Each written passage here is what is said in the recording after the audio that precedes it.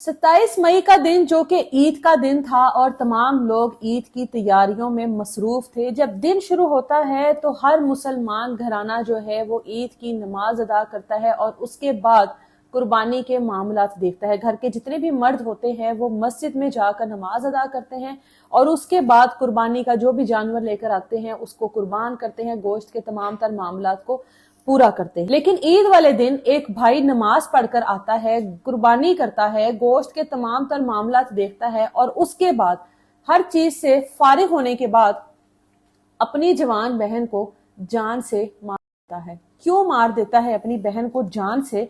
ईद के दिन ही क्यों मारा गया? चनियोट का इलाका है, बुर्ज बाबिल जहां का ये वकुआ है, जहां पर जाफर अली जो घर के सरबरा हैं और इनके 2 बच्चे हैं। बेटे का नाम है अली सज्जाद जिसकी उम्र 24 साल है, बेटी का नाम है इंशा जाफर जिसकी उम्र 21 साल है। अब ये दोनों बहन भाई जो हैं वो तकरीबन एज फेलो हैं, दोनों की आपस में बनती भी है और दोनों की आपस में बिगड़ती भी है। जहां पर भी बहन भाइयों में, बहनों में उम्र में इतना फर्क आए वहां पर लड़ाई झगड़ा प्यार मोहब्बत सब कुछ चलता है।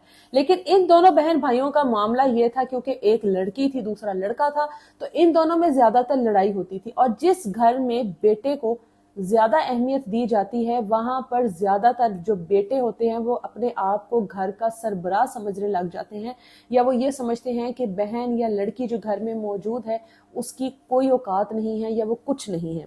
अब ये जो अली सज्जाद है ये ईद की नमाज अदा करता है, उसके बाद ये लोग जानवर लेकर आए होते हैं, दोनों बाप बेटा खुद ही जानवर की कुर्बानी करते हैं, बाहर से किसी को नहीं बुलाते। फिर गोश्त की जो भी तकसीम के मामलात होते हैं वो सब कुछ होता है।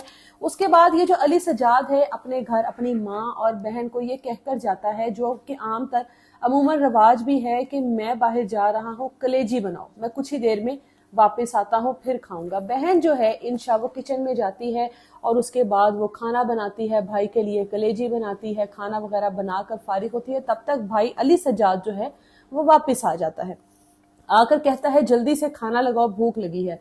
बहन जो है थोड़े नखरे करती हुई उठती है कि अब खाना लगाऊं भी मैं, पहले बनाऊं भी मैं और लगाऊं भी ना, जो कि एक नॉर्मल चीज है।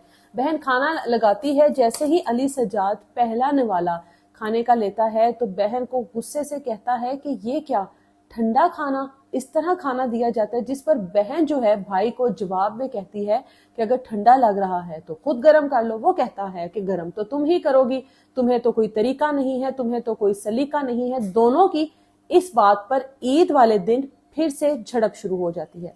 कहता है अम्मी जब खाना देती हैं तो क्या इस तरह से देती हैं? तो बहन जवाब में कहती है तो अम्मी से ले लो। ये नॉर्मल वो चीजें हैं जो बदजुबानी में, लड़ाई झगड़े में, बहन भाइयों में चलती हैं और चलती ही चली आ रही हैं।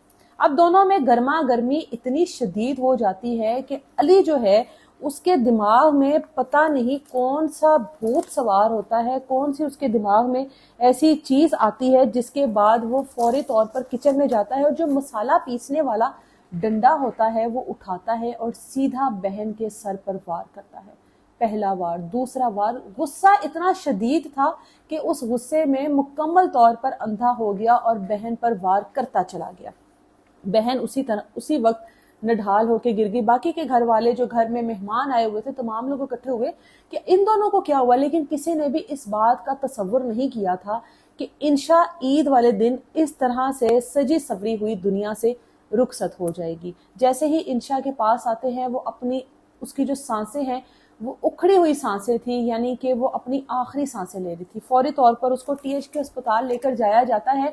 बेटे को गुस्से से देखा जाता है कि तुमने ये क्या किया, तुम इस हद तक पागल हो कि तुमने बहन को जान से ही मार दिया। लेकिन वो जो चंद सांसें उसकी बाकी थी उन्हीं चलती चंद सांसों में उसको अस्पताल ले जाया गया, जिसपे डॉक्टर्स ने कहा कि इंशा अभी इस दुनिया में नहीं रही। उसके बाद डॉक्टर्स ने ही पुलिस को इतला दी और फिर पुलिस आती है, पुलिस की नफरी वहां पर पहुंचती है। इंशा का पोस्टमार्टम होता है, एफआईआर दर्ज होती है और एफआईआर में जो मुद्दई हैं वो जाफर साहब हैं जो कि इंशा और अली सज्जाद के वालिद हैं और ये नामजद एफआईआर है जिसमें अली सज्जाद जो कि भाई है वो इसमें नामजद मुलजिम करार दिया गया है।